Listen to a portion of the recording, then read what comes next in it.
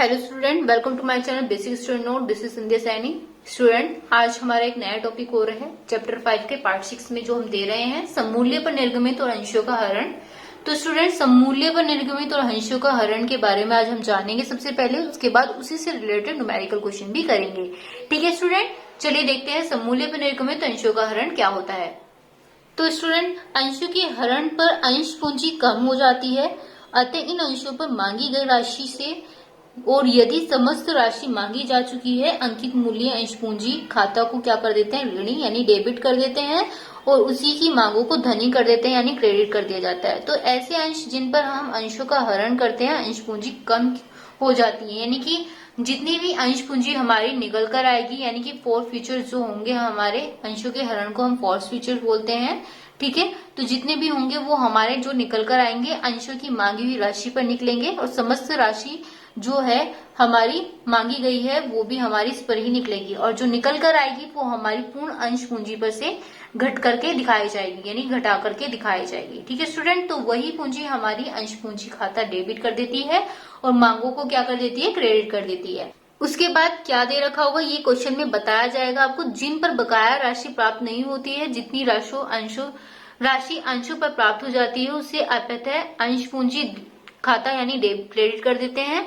फिर उसके बाद जो इस प्रकार अंशों का मांग खाता यानी कि कॉल्स अकाउंट होता है वो बंद हो जाएगा। ठीक है, यानी कि जितने भी आपकी अमाउंट ये आएगी वो हमारी क्या बनेगी, share capital account debit to share allotment to share difference calls या फॉरफीचर्स फॉरफिटेड शेयर्स। ठीक है, तो ये हमारे अकाउंट में हमारा ये बनेगा इस तरीके से। फिर इसके बाद में एक नोट हम आपको मोस्टली इंपोर्टेंट बता देते हैं कि हमारा जो ये होता है अंशों के अपहत के समय, ठीक है स्टूडेंट, अंशों के अपहत के समय यहाँ पर दे रखा है, अंशों पर मांगी गई राशि से अंश पूंजी को ऋणी और किया जाता है, और जब्त अंश याचित राशि को जब्त किया गया, यानी कि अंशों को अंकित मूल्य नहीं होता है।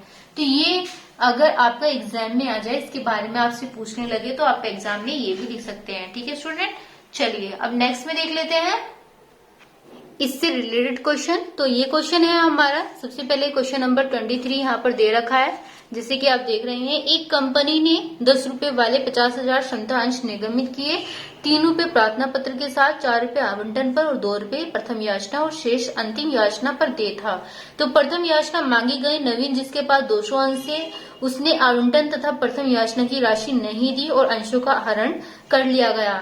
हरण के बाद अंतिम याचना की गई, रमेश ने जिसके पास 3000 अंश थे अंतिम याचना नहीं दी और अंशों का भी हरण कर लिया। तो आवश्यक जर्नल प्रविष्ट कीजिए तथा हरण के बाद कंपनी का आर्थिक चिट्ठा भी बनाएंगे। ठीक है स्टूडेंट, तो ये हमारा क्वेश्चन है आज का, जो हम इसके बारे में बताएंगे यानी कि समझाएंगे। सबसे पहले इस न्यूमेरिकल क्वेश्चन को, सममूल्य पर निर्गमित अंशों पर हरण से रिलेटेड ये क्वेश्चन है। ठीक है स्टूडेंट, चलिए देखते हैं। ये क्वेश्चन आपने अच्छे से देख ही लिया होगा, इसका न्यूमेरिकल क्वेश्चन अब करके दिखाते हैं हम आपको। तो स्टूडेंट, सबसे पहले हम न्यूमेरिकल क्वेश्चन में कैलकुलेशन टेबल बनाते हैं। कैलकुलेशन टेबल में एप्लीकेशन में कितना दे रखा था, 3, अलॉटमेंट में 4, फर्स्ट कॉल 2, एंड हमारी जो बची कुची हुई होती है वो हमारी फर्स्ट होती है। ठीक है, तो टोटल हम सबसे पहले कितने थे, हमारे 10 थे, काउंट कर लेते हैं। 3 और 4 7, 7 2 9 और 1 10 हो गए पूरे 10। तो 10 हमें पूरा करना होता है जितना हमारे क्वेश्चन में पूछा जाता है। चलिए, सबसे पहले क्या दे रखा है, हमारा 50,000 शेयर दे रखे हैं। 50,000 शेयर हम यहाँ पर लिख देते हैं, 50,000 शेयर एट रेट 10 पर ईच बोला हुआ है। ठीक है, तो 50,000 की मल्टीप्लाई 3 में करेंगे, 5 से 15 यानी कि 1.5 लाख, 5 20 2 लाख, 5 दूनी 10 1 लाख और 50,000। ठीक है स्टूडेंट, इतना आपको समझ में आ गया होगा। उसके बाद में स्टूडेंट क्वेश्चन में हमारे से पूछा गया है कि जो 200 अंश से उसका आवंटन और प्रथम याचना राशि पर नहीं दी गई है। तो सबसे पहले 200 का बोला है, तो 200 हम यहाँ पर लिख देंगे। 200 किस पर बोला है, हमारा यहाँ पे 200 शेयर थे स्टूडेंट। 200 शेयर किस किस पे बोला है, एक तो अलॉटमेंट पे, फर्स्ट कॉल पे। ठीक है, तो हम अलॉटमेंट, फर्स्ट कॉल और स्टूडेंट हम लास्ट फाइनल कॉल पर भी इस पे लगा देते हैं। तो मैं क्या करूंगी, यहाँ पर सिंपल लैंग्वेज में मैं यहाँ पर लिख दूंगी 4 2 1, क्योंकि हम यहाँ पर 4 की मल्टीप्लाई करेंगे सबसे पहले अलॉटमेंट की, फिर इसके बाद 200 की मल्टीप्लाई 2 में करेंगे फर्स्ट कॉल की, फिर 200 की मल्टीप्लाई 1 में करेंगे यानी कि सेकंड कॉल की। यहाँ पर 4 to 1 लिखा है तो मैंने 4 to 1 यहाँ पर लिख दिया। ठीक है, आपको आसानी तरीके से समझाने के लिए, ताकि आप कंफ्यूज ना हो। ठीक है, तो 200 की मल्टीप्लाई सबसे पहले हम 4 में करेंगे। 2 चौक कितने हो गए 8। तो इसी 8 को हम क्या कर देंगे, कोष्ठ में कर देंगे, क्योंकि हमारी राशि घटेगी, क्योंकि उसने बोला है आवंटन और प्रथम याचना की राशि नहीं दी गई है। तो जो नहीं दी गई है मल्टीप्लाई करने के बाद में और इन्हीं अंशों का हरण कर लिया गया जो हम अंश निकाल रहे हैं। तो जो अंश हरण कर लिए जाते हैं वो हम क्या करेंगे, लेस कर देंगे। 2 दूनी 4, उसके बाद में है 2 एकम 2। ठीक है स्टूडेंट एक चीज और बोली है लास्ट में, मैंने यहाँ पर दे रखा था, जिसे मैंने क्वेश्चन भी दिखाया। रमेश ने, जिसके पास 3000 अंश थे, अंतिम याचना नहीं दी और उसके अंशों का हरण कर लिया गया। तो यानी अंतिम याचना इसने नहीं दी है, लास्ट यानी फाइनल कॉल नहीं दी है। तो हम किसी में मल्टीप्लाई नहीं करेंगे, केवल जो शेयर दे रखे हैं वो किसमें करेंगे, लास्ट यानी कि फाइनल कॉल में करेंगे। ठीक है, तो इसकी मल्टीप्लाई किसमें कर रहे हैं, हम केवल 1 में कर रहे हैं। यहाँ पर 1 दे रखा है तो 3000 एकम 3000। ठीक है स्टूडेंट, तो ये चीज भी कोष्ठ में जा रही है, ये चीज भी हमारी कोष्ठ में जाएंगी। चलिए देखते हैं अब आगे। तो स्टूडेंट इसमें ज्यादा कुछ नहीं करना है, जैसे अभी आपने समझा। अब इसे हम क्या करते हैं, लेस कर लेते हैं। यहाँ पर क्या दे रखा है, 1.5 लाख, इसके नीचे कोई अमाउंट नहीं दे रखी, तो हम इसी चीज को हम ऐसा कैसे लिख देंगे। फिर 2 लाख, 2 लाख में से 800 गए स्टूडेंट, 1,99,200। जैसे मैंने कहा था कि जो अपहरण किया गया, फोरफिटेड किया गया है, उसे हम क्या कर देते हैं, लेस कर देते हैं। 1 लाख में से 400 घटाएंगे तो कितना आ जाएगा, 99,600। ठीक है स्टूडेंट, इतना समझ में आया आप सभी को। अब जो स्टूडेंट यहाँ पर दे रखा है वो क्या दे रखा है, 50,000 दे रखा है, उसके बाद में क्या दे रखा है, 200 दे रखा है। ठीक है, तो फोरफिटेड हमारी 2 दे रखी है, हम दोनों तरीके के 2 अमाउंट यहाँ पर लिख के बता देंगे ताकि आप कंफ्यूज ना हो। पहले हम 50,000 का 200 इसमें से घटा देंगे तो कितना आ जाएगा, 49,800 सॉरी। ठीक है, उसके बाद में स्टूडेंट हम ये जो 3,000 है ना, यहाँ पे 3,000, ये भी हम 50,000 में से घटाएंगे, क्योंकि हमारे 2 फोरफिटेड है, यानी 200 के और 300 के। पहला जो फोरफिटेड पूछा गया था वो 4 और 2 पे पूछा गया था, 1 हमारा एक्स्ट्रा था, हमने उस 1 में भी हमने इसमें कर दिया। ठीक है, लेस कर दिया था, यानी 1 की भी मल्टीप्लाई कर दिया, हमने ये भी शो कर दिया। लेकिन जो दूसरा फोरफिटेड आया वो हमारा 3,000 आया है, यानी 3,000 आया है। तो इस 3,000 को 50,000 में से 3,000 घटा देंगे तो ये जो आएगा स्टूडेंट, मैं यहाँ पर लिख देती हूँ 50,000। तीनों चीज हम इसमें से घटाएंगे, 200 भी घटाएंगे इस बार। ठीक है, यानी दोनों को घटाएंगे, यानी 3200 को घटाएंगे। 3200 को किसमें से घटाएंगे, 50,000 में से घटाएंगे। ठीक है स्टूडेंट, तो 50,000 में से जब इससे घटाएंगे, मैं यहाँ पर एक्स्ट्रा थोड़ा सा लिख देती हूँ 46,800। ये सिर्फ आपको समझाने के लिए मैंने यहाँ पर लिखा है, वैसे लिखते नहीं है, केवल यहाँ पर 49,800 लिखेंगे। ठीक है, चलिए इसकी जनरल एंट्री भी देख लेते हैं, क्योंकि क्वेश्चन में हमसे जनरल एंट्री भी पूछी गई है।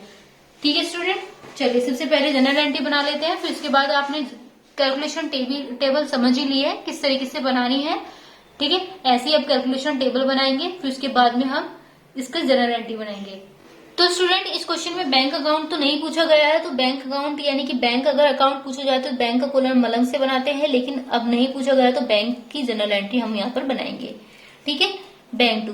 स्टूडेंट एक चीज और बता दूं मैं आपको, इसमें क्षमता अंश पूछा गया है, न कि पूर्वाधिक। तो यहाँ पर क्षमता अंश को बोलते हैं इक्विटी। इक्विटी सब में यही लगेगा, क्योंकि क्षमता अंश पर ही हमने मल्टीप्लाई करी है। यहाँ पर आप इक्विटी भी लिख सकते हैं ताकि आप कंफ्यूज ना हो। ठीक है, समझ में आ गया आप सभी को। चलिए हम ये बना रहे थे एप्लीकेशन, अकाउंट, नरेशन भी डाल देते हैं, being share application money receive.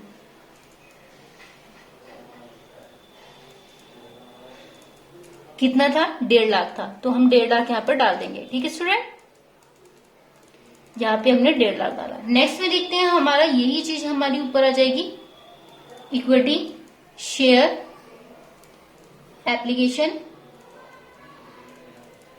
Account debit to. यहां पर भी हम इक्विटी लिखेंगे सबसे पहले स्टूडेंट, ताकि हम गलती ना करें। इक्विटी हमारी शेयर से पहले लिखना है, क्योंकि हमें सबसे पहले इसमें क्षमता अंश पूछा गया है, तो हम यहाँ पर क्षमता अंश को इंग्लिश में लिख देंगे इक्विटी। ठीक है स्टूडेंट, ये भी हमारा 1.5 लाख का था।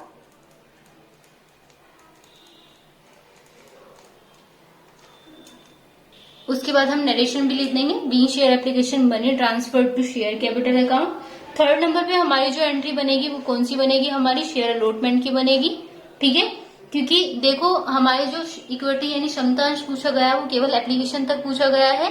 ठीक है, उसके बाद जो हमारा पूछा गया वो सिंपल लैंग्वेज में पूछा गया है, तो हम यहाँ पर केवल क्या लिखेंगे, शेयर अलॉटमेंट लिखेंगे। ठीक है स्टूडेंट, चलिए share allotment account debit to, फिर इसके बाद में स्टूडेंट हम यहाँ पर लिखेंगे जो जितनी भी पूंजी है हमारी वो इक्विटी में दी गई है, तो इक्विटी ही लिखेंगे हम यहाँ पर, इक्विटी शेयर कैपिटल अकाउंट। फिर इसके बाद हम इसकी नरेशन बनाएंगे।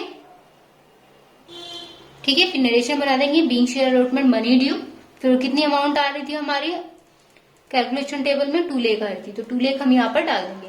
ठीक है स्टूडेंट, चलिए नेक्स्ट में क्या बन रहा था, हमारी बैंक की एंट्री बनाएंगे हम सबसे पहले किसकी, अलॉटमेंट की, तो bank account debit to share allotment account. ठीक है स्टूडेंट, इसकी भी हम नरेशन बनाएंगे सबसे पहले, being share allotment money receive on 49,800 shares. ठीक है स्टूडेंट, तो हमारी जो ये निकल के आई थी वो कैसे निकल के आई थी, ये भी देख लेते हैं। ठीक है, कितनी आई थी हमारी निकल के, 1,99,200 निकल के आई थी, जो हमारी घटाकर आई थी। ठीक है, बैंक में हमेशा घटा के लिखेंगे और जो पूरी हमारी है वो कैपिटल पूंजी हमारी पूरी लिखेंगे। ठीक है, चलिए नेक्स्ट देखते हैं। नेक्स्ट हमारी क्या बनेगी, share first call account debit to equity share capital account. ठीक है, उसके बाद में हम नरेशन बनाएंगे, be share first call money due on 49,800 shares. तो स्टूडेंट ये 49,800 यानी कि हमारी जो फर्स्ट कॉल है पूरी कैपिटल डलेगी इसमें पहले हमारी, फिर बैंक में जो कैपिटल आएगी हमारी वो घट करके आएगी, यानी कि फोरफिटेड हम इसमें से घटाकर लिखेंगे बैंक में जो आएगी। ठीक है, अभी हमारी क्या पूछी है, शेयर कैपिटल पूछी है। कैपिटल में हमेशा पूरी अमाउंट लिखते हैं, और जो इक्विटी में आए यानी कि हमारा जितना भी हमारा बैंक में पूछा जाएगा तो फोरफिटेड हम हमेशा घटाकर दिखाएंगे। ठीक है स्टूडेंट, चलिए अब इसकी बैंक की एंट्री बनाते हैं, बैंक अकाउंट डेबिट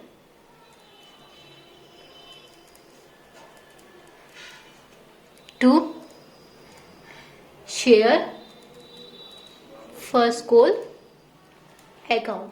ठीक है student, being share money due receive on 49,800 shares. जो 49,800 शेयर है, तो स्टूडेंट कंफ्यूज मत होना, क्योंकि जो हमारी लास्ट वाली है हमारी सेकेंड एंड फाइनल कॉल, ठीक है, जो हमारी निकल के आती है फोरफिटेड घटा करके वो 49,800 आती है, वो हम लिखते चले जाते हैं, क्योंकि लास्ट तक लिखते हैं, क्योंकि जो हमारी बैंक की अमाउंट है वो हमारी यही निकल करके आती है। ठीक है स्टूडेंट, तो अब हमारी जो बैंक शेयर फर्स्ट कॉल है, तो जो फर्स्ट कॉल की हमारी जो निकल के आई थी वो 99,600 निकल के आई थी। ठीक है, यानी 99,600 निकल के आई थी, तो हमने ये चीज हम यहाँ पर डाली। फिर इसके बाद में हमारे जो नेक्स्ट है इक्विटी शेयर है, अब देखो फोरफिटेड की हम अमाउंट बनाएंगे, फाइनल एंड लास्ट कॉल की नहीं बनाएंगे अभी हम।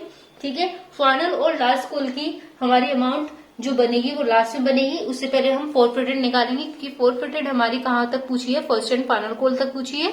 ठीक है, तो फर्स्ट कॉल वाली हमारी क्या लिखेंगे हम सबसे पहले, equity share capital account debit. ठीक है, जैसे कि मैंने आपको समझाया था कि हमारी क्या क्या चीज आनी है, वो चीज मैं यहाँ पर डाल देती हूँ। पहले हमारा कैपिटल और कैपिटल के साथ में हमारा फोरफिटेड निकल के आता है। ठीक है, शेयर फोरफिटेड अकाउंट। उसके बाद में हमारा क्या दे रखा है, अलॉटमेंट किस किस पे निकला है फोरफिटेड, वो चीज हम यहाँ पर सारी डालेंगे। ठीक है, एक तो हमारा अलॉटमेंट पे निकाला था हमने, दूसरा हमने किस पे निकाला था, फर्स्ट कॉल पे। ठीक है, फाइनल कॉल हमारी एक्स्ट्रा थी, तो इसलिए हम फाइनल कॉल यहाँ पर नहीं लिखेंगे, फाइनल कॉल नहीं लिखेंगे। यहाँ पे फर्स्ट कॉल आ गई। ठीक है स्टूडेंट, इतना समझ में आया। अमाउंट डाल करके बता देती हूँ पहले मैं। ठीक है, फॉरफिटेड अमाउंट हम पहले सारी जोड़ेंगे, उसके बाद में मैं आपको बताऊंगी। ठीक है, पहले हमें पता है कि अलॉटमेंट हमारा कितना था। अलॉटमेंट जो हमारा निकल के आया था, अलॉटमेंट पे फॉरफिटेड निकल के आया था 800 निकल के आया था। ठीक है स्टूडेंट, उसके बाद में फर्स्ट कॉल पे जो निकल के आया था वो हमारा 400 निकल के आया था। ठीक है, इतना आपको समझ में आया। और इक्विटी शेयर कैपिटल जो हमारे टोटल थी वो भी मैं आपको काउंट करके अभी जोड़ के बता देती हूँ, यहीं पर दिखा देती हूँ। तो स्टूडेंट कैलकुलेशन टेबल आप देख ही रहे हैं, इसमें फॉरफिटेड क्या क्या दिखाई दे रही है आपको, 800 400 दिखाई दे रही है। हमारी एक्स्ट्रा चार्जेस में बोली गई थी तो हम इसे नहीं ऐड करेंगे अभी।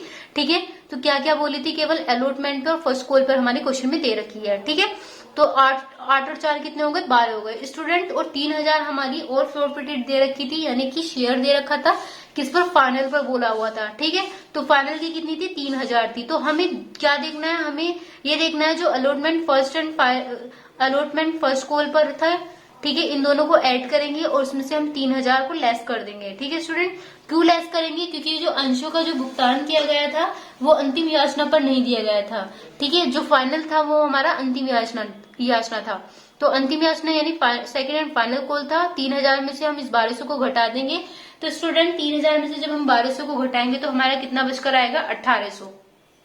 तो हम ये 1800 कहां पर रख देंगे, यहाँ पर लिख देंगे, किसमें, इक्विटी शेयर में हमारा निकल के आया। अब 18 में से ये कितना घटाएंगे, 8 और 4 12 घटाएंगे, यानी कि 1200 घटाएंगे तो हमारा कितना बचकर आएगा, हमारा यहाँ पर 600 आएगा। ठीक है, हमें पूरा 1800 करना है तो हमारी फॉरफिटेड कितने की निकल के आई है, 600 रुपए की निकल के आई है। इतना आपको समझ में आया। ठीक है स्टूडेंट, चलिए इसकी नरेशन और बना लेते हैं।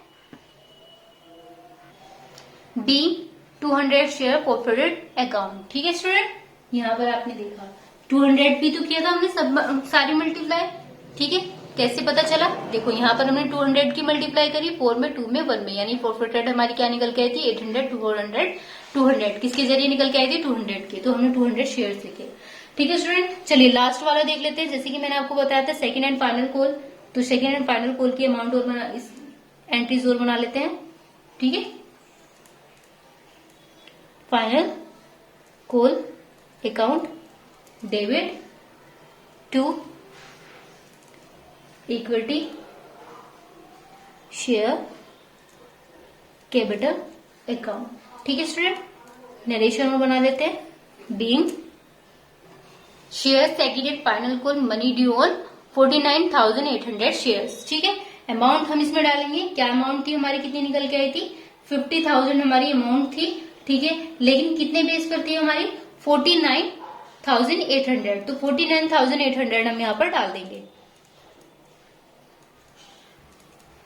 नेक्स्ट में हमारी जो थी वो बैंक में जो भेजी गई थी, बैंक वाले अमाउंट हम अलग डालेंगे। जैसे कि मैंने दो अमाउंट बताई थी, 49,800 दूसरी अमाउंट हमारी जो निकल के आई थी 46,800। तो 46,800 हमारी कहाँ पर होगी, बैंक में होगी। ठीक है स्टूडेंट, इतना आप समझ लीजिए।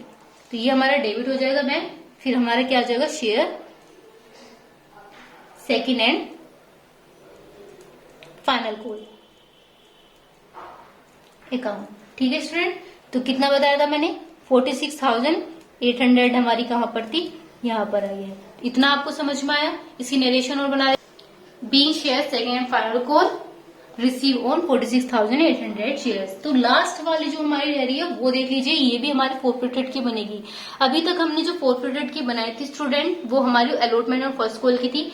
एक लास्ट जो हमारी रह रही है वो last and second and final call की रह रही है हमारी फॉरफिटेड। तो उसको और देख लीजिए, वो हमारी इक्विटी पर है student, equity share capital account debit to share forfeited लिखेंगे यहाँ पर, जैसे मैंने आपको बताया था, account to share second and final call account. ठीक है स्टूडेंट, तो ये चीज थी हमारी। यहाँ पर एक लास्ट यहाँ पे जो इसकी एंट्री है वो मैं आपको बता देती हूँ कैसे। हमें पता है कि हमारी जो अमाउंट थी वो 3000 थी और कितने रुपए कितने पर रेट पर थी, 10 पर ईस्ट। तो जो 3000 थी 10 पर ईस्ट थी, यानी 3000 की मल्टीप्लाई यदि हम 10 में करेंगे तो कितना आ जाएगा स्टूडेंट, 30,000 आ जाएगा। ठीक है, 3000 का शेयर से हमारे 10 पर ईच बोला गया था क्वेश्चन में ही हमारा, तो वो 3,000 की मल्टीप्लाई हम इसमें करेंगे। और जो हमारा फोरफिटेड था स्टूडेंट, हमारा जो सेकेंड एंड फाइनल कॉल पर निकल के आया तो वो 3,000 निकल के आया था। तो जो फोरफिटेड हमारा निकल के आएगा 3,000 में से 30,000 हम इसमें से 30,000 में से 3,000 हम घटाएंगे तो स्टूडेंट हमारा कितना आएगा निकल के 27,000 निकल के आएगा। तो इतना आपने समझा, तो 27,000 हमारा इतना निकल के आया। ये हमारा था आज का जनरल एंट्री जो क्वेश्चन की दे रखी थी। इसके बाद जो हमारी जो लास्ट है यानी कि बैलेंस शीट जो हमसे पूछी गई है, वो बैलेंस शीट भी हम इसमें बना लेंगे। ठीक है स्टूडेंट, तो सबसे पहले हमारा क्या दे रखा है, सबसे पहले हमारा ऑथोराइज कैपिटल आता है। सबसे पहले ऑथोराइज कैपिटल लिखेंगे, उसके बाद में हमारा क्या दे रखा था, 50,000 दे रखा था। क्या दे रखा थे, शेयर्स दे रखे थे स्टूडेंट ऑफ रेट 10 ईच पर। ठीक है, तो 50,000 थे, मल्टीप्लाई करी थी हमने 10 में तो कितना आया था, 5 लाख आया था स्टूडेंट। तो ये 5 लाख हमने यहाँ पर लिख दिया। सेकंड नंबर पे हमारे क्या दे रखा था, इश्यू एंड पेड अप करते हैं हम, तो issued and paid up capital. ठीक है student, issued and paid up capital. तो हम इसका क्या करेंगे, हम इसकी मल्टीप्लाई 46,800 में जो हमारे यहाँ पे दे रखा था आया हुआ था फोरफिटेड की, उसमें घट करके तो हम यहाँ पर लिखेंगे बैंक की एंट्री। फिर उसके बाद फुल्ली पेड करेंगे, क्या करेंगे, फुल्ली पेड। जब हम फुल पेड कर देंगे, पेड अप करेंगे, वो कितने रुपए पे करेंगे, 10 पर ईच पर करेंगे। कितने पे करेंगे, 10 पर ईच पर करेंगे। तो स्टूडेंट 10 की मल्टीप्लाई कर देंगे तो कितना आ जाएगा, 4,68,000 आ जाएगा निकल करके। उसके बाद स्टूडेंट शेयर फोरफिटेड हम यहाँ पर डाल देंगे, शेयर फोरफिटेड अकाउंट। तो मैं आपको ये और समझा दूं स्टूडेंट, शेयर फोरफिटेड अकाउंट जो हमारा आ रहा था वो कैसे आ रहा था, हमें पता था कि हमारा 27,000 आ रहा था निकल करके।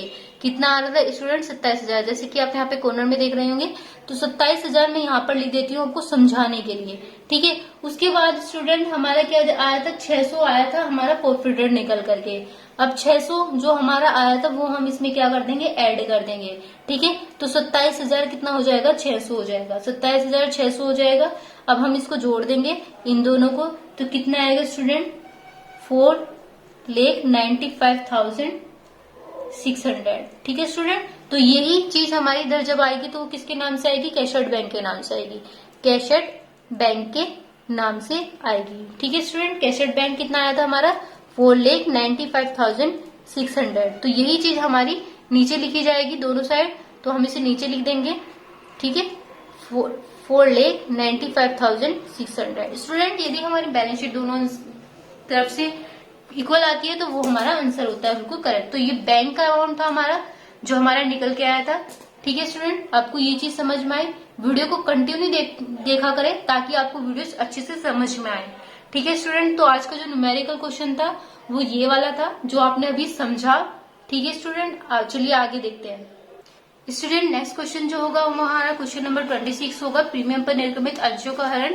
लेकिन इससे पहले हम समझेंगे प्रीमियम पर निर्गमित अंशों का हरण होता क्या है। तो स्टूडेंट यहाँ पर आप देख ही रहे होंगे कि यदि जब्त किए गए जाने वाले अंशों को प्रीमियम पर निर्गमित किया जाता है तथा निर्गमन पर प्रीमियम की राशि प्राप्त हो गई है तो कंपनी अधिनियम 1976 की धारा 78 के प्रतिबंधों के अनुसार अंशों के हरण पर लेखा करते समय प्रीमियम के अनुसार कोई लेखा नहीं किया जाएगा। तो हम कोई भी लेखा नहीं करेंगे अगर प्रीमियम के अनुसार कोई बोला गया है।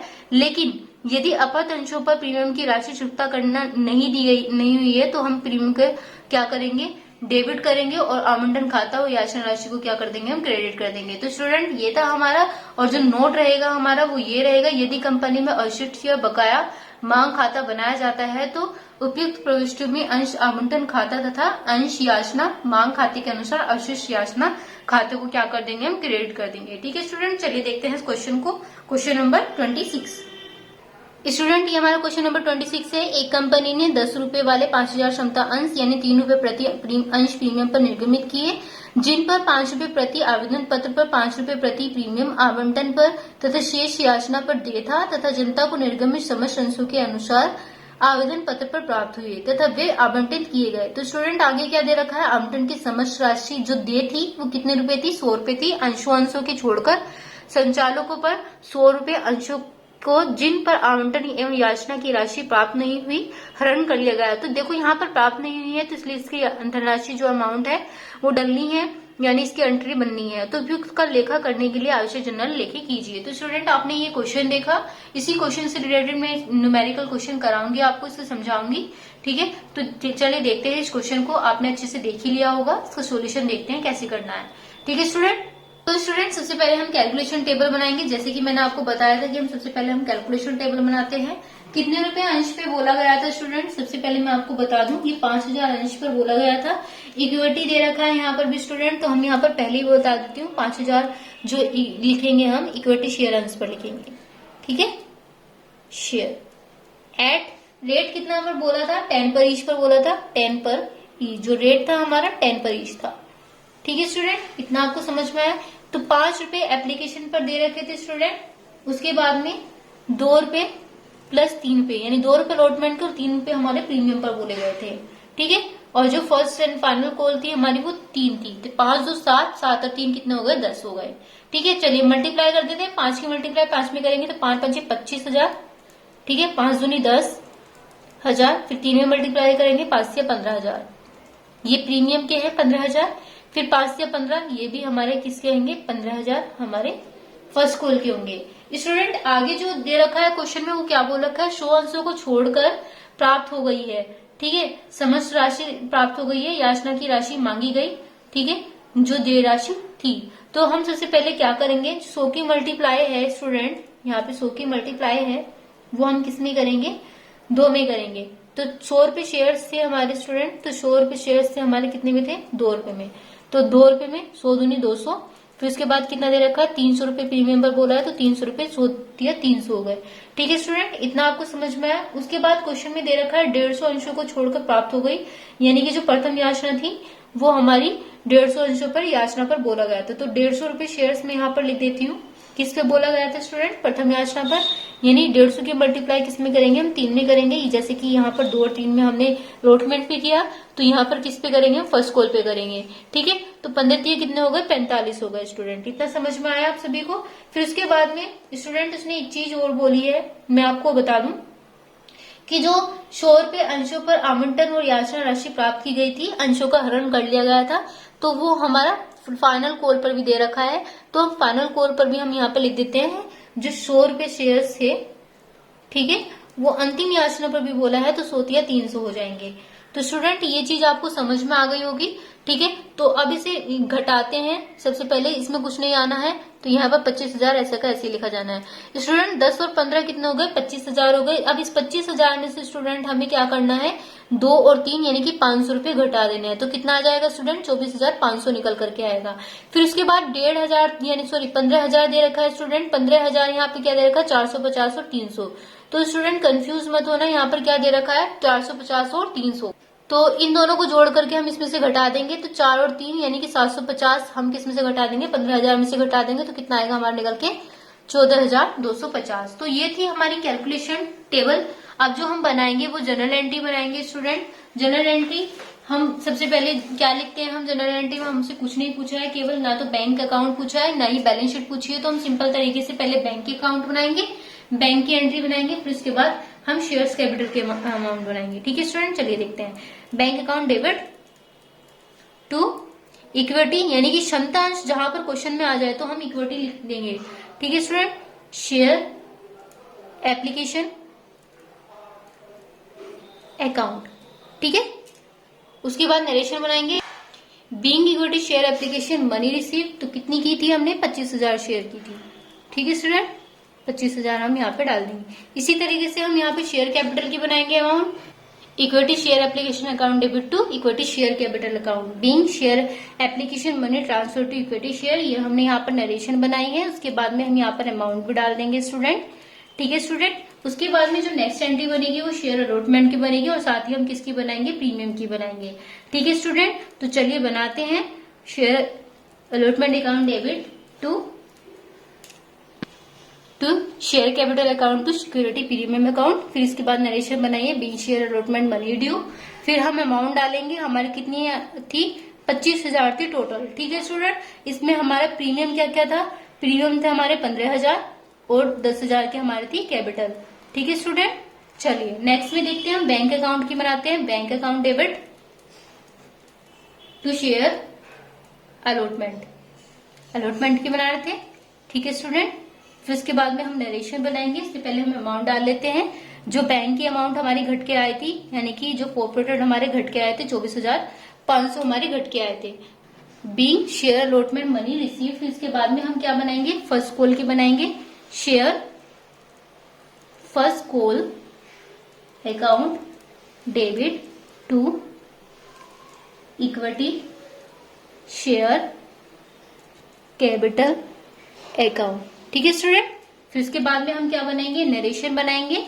Being share first call money due कर रहे हैं। ठीक है, फिर इसके बाद में हम नरेशन डाल देंगे, वो अमाउंट डाल देंगे। अमाउंट हमारी कितनी निकल के आई थी, 15,000 निकल के आई थी स्टूडेंट। ठीक है, किस में निकल के आई थी, कैलकुलेशन टेबल में। उसके बाद में हम बैंक की अमाउंट बनाएंगे, यानी कि जनरल एंट्री बनाएंगे। फिर इसके बाद to share first call account. तो नरेशन हमारी शेयर फर्स्ट कॉल, यानी कि पहले अमाउंट हमारी कितने डल गई, 14,250। ठीक है स्टूडेंट, फिर इसके बाद में हमने नरेशन बनाई being share first call account, यानी कि फर्स्ट कॉल मनी रिसीव। फिर हमारी जो लास्ट जनरल एंट्री रहेगी वो कौन सी रहेगी, equity share capital account debit security premium account debit to क्या बनाएंगे हम, शेयर फॉरफिटेड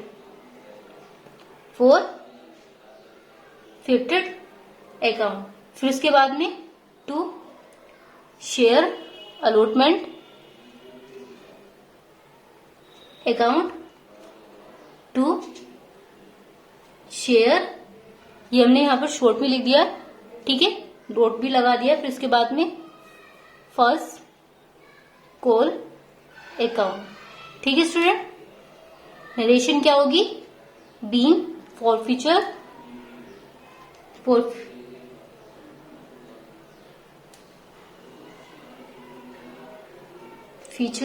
ऑफ 100 शेयर। ठीक है स्टूडेंट, नरेशन डाल लेते हैं इसकी। चलिए अमाउंट डालेंगे। अमाउंट कितनी है, जैसे कि मैंने आपको बताया था, अलॉटमेंट की कितनी थी, फॉरफिटेड की हमारी 500 थी। ठीक है, जो फर्स्ट कॉल की निकल के आई थी वो कितनी निकल के आई थी, 300 रुपए निकल के आई थी। उसके बाद में हमने अलॉटमेंट की डाल दी, फर्स्ट कॉल की डाल दी, प्रीमियम की और डाल देते हैं। प्रीमियम की हमारी कितनी आई थी, 300 रुपए आई थी।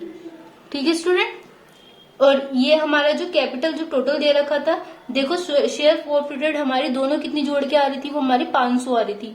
तो हम यहाँ पर 500 अभी नहीं लिखेंगे, लेकिन उससे पहले हमें शेयर कैपिटल जो हमारी दे रखी है वो हमें पता है वो कितनी थी, हमारी 1,000 थी। ठीक है, तो ये चीज पहले हम जोड़ लेंगे। 500 500 500 यानी कि 300 हमने दे दी, तो हमारी कितनी बची, 1,000 बची। तो हम यहाँ पर 1,000 लिख देंगे। ठीक है स्टूडेंट, क्यों, क्योंकि जो फॉरफिटेड थी हमारी 200 और 300 थी, दोनों को जोड़ के हमारे कितना आ रहा था, 500 आ रहा था। 200 और 300 कितने होता है, 500 होता है। अलॉटमेंट के हमारे कितने दे रखे थे, 500, और फर्स्ट कॉल के हमारे दे रखे थे 300। प्रीमियम भी हमारा दे रखा था 300। तो हमें तीन चीज का, चार चीज का हमें पता था, 300 300 दे रखे थे। तो बची हुई हमारी अमाउंट कितनी थी, जो शेयर कैपिटल निकल के आ रहा था हमारा, जो पूरा था शेयर फॉरफिटेड था, यानी कि 1,000 था। और जो 1,000 था वो हमारा 500 रुपए जो फॉरफिटेड हमारा निकल के आया था, वो हमारा ऐसे निकल के आया था। ठीक है, यहाँ पर आप कैलकुलेशन टेबल में देख ही रहे होंगे कि कैलकुलेशन टेबल में हमारा कितना था, 200 था, 300 था। ठीक है, ये 300 हमारा किसका था, प्रीमियम का था। तो 300 और 200 कितने हो गए, 500 हो गए। और ये 300 हमारे किसके थे, फर्स्ट कॉल के थे। ठीक है स्टूडेंट, इतना आपको समझ में आ गया होगा। स्टूडेंट, वीडियो यदि आपको समझ में आई तो वीडियो को लाइक कीजिए, सब्सक्राइब कीजिए, ताकि आने वाली वीडियो का नोटिफिकेशन आपको मिलता रहे। Thank you.